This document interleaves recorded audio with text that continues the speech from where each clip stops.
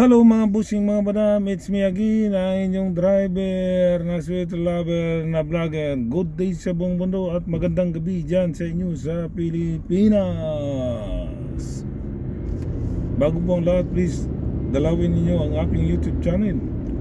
Okay, at click ang notification. Pag nakita nyo ang all, tuldukan nyo lang yan mga busing mga madam.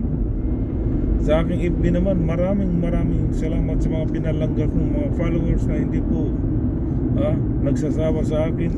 Paulit-ulit ko pong sinasabi sa inyong maraming salamat mga pinalangga kong mga followers. We love you all. Sa mga hindi pa po nag-follow sa akin FB, please follow, like and share. At mag-comment din po kayo mga busing mga madam. Akin pong babasahin at magre-reply po naman ako mga busing mga madam. Okay, ito na naman po ako nagbibigay saya at tali sa kapwa ko mga kaloyalis at supporter PBBM at solid PBBM sa nagmamahal sa ating mahal na Pangulong Bongbong Marcos. Okay, ito po ako ngayon at nagbibigay ng sakit ng ulo at sama ng loob sa mga didilis na kahit hanggang ngayon ay didilis pa rin ang kanilang utak mga busing mga banam. Okay, pag-usapan natin itong si Mima Alicia, ang kapwa nating vlogger na pinatay ng dalawang ginorgor ng dalawang killer at salamat sa Diyos at nahuli ang dalawang ito at nahuli doon sa Pampanga. So unti-unti nang makamit ni Mima Alicia ang kanyang hustisya dahil may isa pa po nating gustong malaman yung sino po yung mastermind o nag-utos sa dalawang itong gurgurin ang ating mahal na vlogger na walang iba kundi si Mima Alicia. Dapat yun po ang ating gustong malaman para tuluyan ng makamit ni Mima Alicia ang kanyang hustisya. Diba mga busing, salamat tayo sa Diyos. At pangalawa, pasalamat tayo sa mga pulis na hindi nagpabaya sa kaso ni Mima Alicia at sa mga NBI din po. Maraming salamat sa inyo. Salute sa inyo mga pulis at mga NBI, especially sa mga nag-lead ng grupo ng mga pulis na yan. Kung sino man, shout out sa iyo sir at shout out sa iyo sir at salute sa iyo sir. Okay, maraming salamat po sir. Dapat tong mga dalawang killer na to, bago nila pinatay sana si Mima Alicia, inisip niya muna kung anong inisip sana nila kung ano yung kahinatnan. May pamilya ba itong si Mima, ganun? Mayroon bang inasahan ba ito si Mima, ganun ba? Kasi kawawa yung mga kapatid ni Mima, yung nanay, yung anak niya na 4 years old, kawawa. Kasi siya lang ang inasahan sa lahat eh. Di ba? Breadwinner eh. Itong mga killer na ito dapat dapat malaman talaga kung sino yung nagutos kay Mima Alicia, kung sino yung nagutos na para igurgur si Mima Alicia. Yung mastermind talaga po para malaman ng taong bayan at makamit na talaga ng gusto ni Mima Alicia ang hustisya para sa kanya at para sa kanyang anak at sa pamilya niya. Diba mga busing mga madam? Kaya magdasal tayo sa Diyos na itong dalawang killer na dalawang taong itong mga killer na ito, na sana magdasal tayo na sana sabihin na nila kung sino ang nag-utos sa kanila o kumanta na sila kung sino yung nag-utos sa kanila para makamit na ng hustisya ang totoong hinahanap ni Mima Alicia. Di ba mga busing mga badang?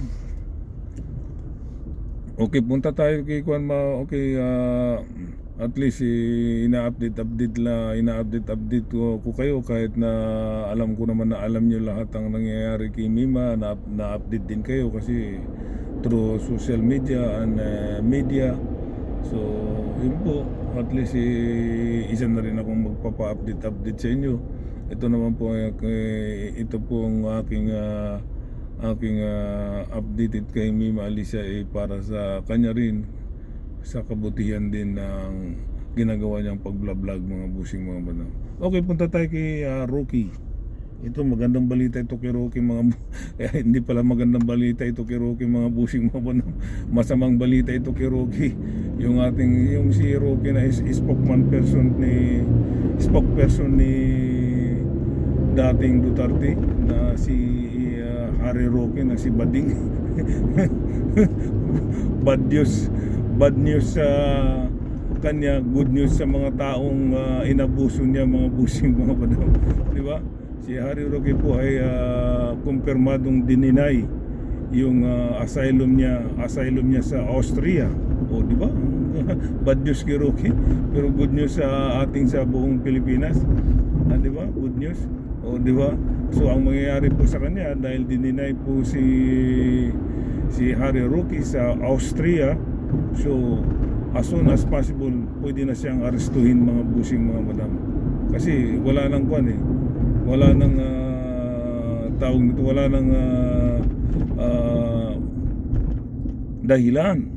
nang dahilan para hindi siya arestuhin. Kasi dininay po yung asylum niya sa Austria, at as soon as possible pwede na siyang pauwiin. So kung hindi man siya uwi, ang mangyayari po sa kanya ay tago, magiging TNT na siya. Kasi nung nagpapile pa kasi siya ng asylum sa Austria, so talagang hindi pa siya pwedeng uliin dahil nga tumatakbo pa yung case niya bilang pag-file niya sa asylum. So hindi siya nagtatago dahil nga mayroon siyang asylum na tumatakbo pa yung in process pa yung papel ni Harry Roque sa asylum. Pero ngayon po ay dininay na. Ayan, talagang ang mangyayari sa kanya, dalawa lang ang option niya, either uwi sa Pilipinas or tago ng tago, kasi yung arrest warrant niya ay matagal nang naka-ready po mga busing mga madam. Kaya pwede na siyang arrestuin on anytime. Okay? Anytime, kaya anong araw man yan. Kasi po wala na po yung asylum, deny na po siya sa Austria mga busing mga madam.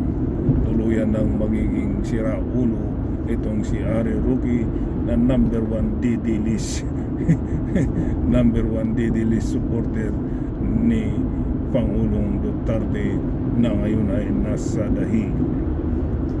Di ba mga busing mga madam? Ang gandang itong araw na ito, magagandang balita Good news sa mga Pilipino, mga mamayang Pilipino. Pangunang balita, ang dalawang suspect na naggurgur kay Mima Alicia nahuli. Pangalawang balita, deny ang asylum ni Harry Roque sa Austria. O di ba, gandang mga balita, good news talaga, di ba mga busing mga madam? Kaya ang Diyos talaga marunong talaga ang Diyos talaga. Kaya lagi po tayo magdasal sa Diyos, kasi siya lang po ang ating takbuhan, ating iyan ng tulong, ating iyan ng tawad bawat pagkakamali nating mga busing mga badam. O di ba, ang ganda po talaga Patay si Harry Roque. Wala na siyang takot na yung mga tao sa kanya doon sa Austria na magpatira, kasi nga magiging wanted na siya Wala na siyang asylum process, wala na siyang asylum dininay ng Austria. So ang mangyari ng mga Pilipino sa Austria ngayon, ang mangyari hindi na siya patitirahin kasi magiging wanted na yan si Harry Roque kasi mayroon na siyang arrest warrant, di ba? So ang mangyari sa kanya, ang mga Pilipino dun sa Austria, hindi na siya patirahin sa mga bahay nila, kasi ang mangyayari, magiging kakasuhan pa yung mga Pilipino dun sa Austria. O di ba? Ang ganda talaga ng balita. Ang Diyos talaga marunong talaga. Karma na rin ang kay Harry Roque. Pagbubanat sa ating mahal na Pangulo bangag, laging ganun ang bukang bibig niya walang parang ang itsura niya nagiging bangag na rin di ba mga busing mga wala. Kaya napakagandang araw na itong mga busing mga dalawang binigay ng Panginoon Diyos ng hustisya, si Mima Alicia, nahuli na yung dalawang nagburgur, at si Harry Roque naman ay dininay yung asylum sa Austria, mga pusing mga udang. Oo, di ba? Ang ganda. Kaya salamat tayo sa Panginoon Diyos dahil hindi po talaga nagpabaya ang ating mahal na Panginoon Diyos. Okay, hanggang dito lang po mga pusing mga madam. Once again, maraming salamat po sa inyo mga pusing mga madam, sa mga pinalangga kong followers. Daghang kayong salamat sa inyo. Dire-diretso ko sige pasalamat sa inyo sa Luzon, Visayas, Mindanao, ang akong mga palanggang followers sa FB. Okay, maraming salamat po talaga sa inyong lahat at we love you all. Sa mga hindi pa po nag-follow sa aking FB, please like and share and follow para mag-comment din po kayo para magbasahin ko at mag-reply po naman ako mga busing mga madam. Okay, maraming salamat po sa inyo. Ang kapayapaan nyo dyan sa Pilipinas ay sumasa inyo. Bye-bye! Peace!